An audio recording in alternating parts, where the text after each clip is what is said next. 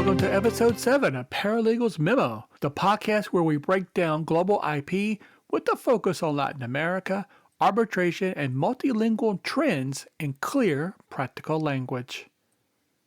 If your cross-border contracts are still defaulting to English arbitration, you may be leaving money and arguments on the table. Hello, I'm Winfield Cervantes II, an international bilingual paralegal working in Spanish, Portuguese, and English for law firms with business across Latin America and in global IP disputes. In this episode, you'll discover how Spanish works as a bridge across Ibero America, what the latest data says about its still underused role in arbitration, how institutions are deliberately elevating it as a procedural language, and finally, why that shift creates a real competitive edge for Ibero American clients and for paralegals who support them. Whether you're an attorney, paralegal, or translator, by the end of this episode, you'll have concrete angles you can use in your next arbitration clause, client briefing, or seat of arbitration pitch. Now, let's take a closer look as Spanish increasingly becomes a language of international arbitration. Point number 1, Spanish as a bridge across Ibero America. Let's start with the big picture. Spanish is now one of the most widely spoken languages on the planet and carries real economic weight, not only in Latin America and Spain, but also in the U.S., where the Spanish-speaking population and its political and economic influence continue to grow. In cross-border deals, though, parties often negotiate and draft in English, even when the governing law is from a Spanish-speaking country like Mexico, Spain, Colombia, or Argentina.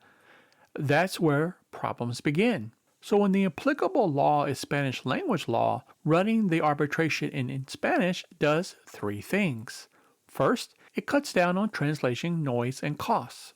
Second, it lets the legal debate happen in the same language as the statutes, cases, and doctrine. And 3, it keeps cultural and legal nuance intact, especially in industries like construction, energy, and infrastructure where terminology is technical and context heavy. Imagine a construction dispute between a Spanish contractor and a Colombian energy company. If that case is heard in Spanish, arguments flow more naturally, evidence reads the way it was written, and you don't spend half your time fighting over the meaning of a translated term. And for paralegals, this is where the work becomes mission critical. You are the one drafting submissions, organizing bilingual exhibits, and making sure that what goes into the record is both linguistically accurate and legally precise across all jurisdictions, of course, working with your supervising attorney. Point number 2, what the data says. Spanish is present but underused. Now, how does this play out in the numbers? A 2025 report by the Spanish Arbitration Club and the Global Observatory of the Spanish Language looked at how often Spanish is actually used as a language of arbitration. At the ICC, the International Chamber of Commerce, for example, English still dominates. About 3/4 of awards are in English, but Spanish is already the second most used language, with over 8% of awards ahead of French and other languages. At the same time, parties from Latin America and the Caribbean represent roughly 14 to 15% of ICC users, and laws from Spanish-speaking countries like Mexico and Spain together governed dozens of International Chamber of Commerce cases in 2023. So Spanish-speaking parties and laws are heavily present, but proceedings still default to English far more often than the economic weight of Spanish would suggest. The report also surveyed the major institutions like the ICC and Investor State Dispute Settlement ISDS regional centers and found a few common themes. First, most of the institutions say English is still the main procedural language.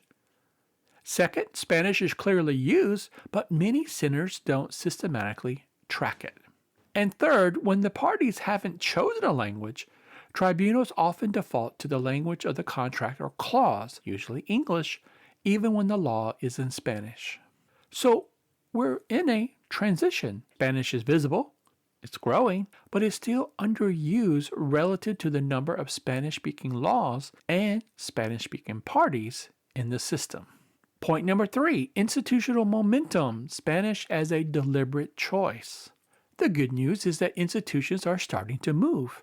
Many arbitral centers have translated their rules into Spanish, built Spanish-speaking case management teams, and begun to pay closer attention to language skills when appointing arbitrators. So some have even adopted Spanish as an official working language alongside English and French. The CEIA Observatory project, that joint operation between the Club Español y Iberoamericano de Arbitraje and Spain's Global Observatory of the Spanish Language, lays out an action plan that runs through 2027, and it's very practical. 3 points. First, educate deal lawyers and in-house counsel so they actively negotiate the language of arbitration and align it with the governing law when that law is in Spanish.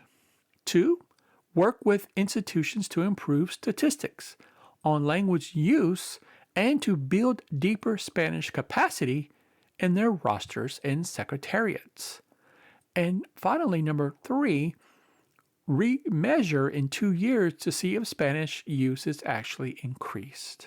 In parallel, the Cervantes Institute's 2025 report frames Spanish as a language of global economic value, of science, technology, and of AI and digital communication. When you combine that macro lens with the arbitration-specific data, the message is clear. Spanish isn't just culturally important, it's being positioned as a competitive asset in cross-border business and dispute resolution. For practitioners, that means the language clause is no longer a throwaway line. It's a strategic choice. Do you want your clients to dispute fault in the same language as their law, or in a second language where key concepts might get flattened in translation? And our final point today, competitive edge for Ibero American clients and for paralegals. Let's bring this down to the level of day-to-day practice. If you represent a Mexican, Colombian, or Spanish company in a cross-border deal, building a Spanish language arbitration clause aligned with Mexican, Colombian, and Spanish law can offer a real edge. It can lower translation and interpretation costs, make hearings more efficient, and help ensures that the tribunal actually hears and understands the case the way your client has lived it. Spanish-friendly centers, whether in Madrid, Mexico City, Bogota, or increasingly in places like Miami, which we'll talk about in our next episode, with a strong bilingual infrastructure, are positioning themselves as natural forums for these cases. And again, paralegals sit right in the middle of this shift. The work goes beyond mere translation. It's about preparing bilingual or Spanish-only documentation that still meets institutional standards, coordinating with counsel across multiple countries and time zones, and thinking ahead about enforceability, how that Spanish language award is going to travel into courts that may be working in English or another language. In other words, Spanish isn't just a communication tool here, it's part of the risk allocation and part of the client's competitive positioning in arbitration. So where does this leave us? Well, Spanish is moving from the margins to the center of international arbitration, especially for disputes tied to Ibero America. It's backed by data, by institutional initiatives, and by a broader recognition that language itself has economic and legal value. For paralegals, that shift is both an opportunity and responsibility. It calls for a solid command of Spanish legal terminology, a working knowledge of institutional rules and how they handle language of proceedings, and a clear sense of how awards move across jurisdictions when the language of the law and the language of the court are not the same. Arbitration speaks many languages, but today, Spanish is starting to speak with real authority across borders. Well, that's our episode today. Thanks for spending this time with me as we continue to explore the world of intellectual property, arbitration, and translation from a bilingual paralegal's perspective. And just as a reminder, this podcast is for informational purposes only. Nothing here should be treated as legal advice. Always consult a qualified attorney for guidance on a specific matter. I'm with Cervantes Institute, a bilingual paralegal, and I look forward to seeing you in the next episode.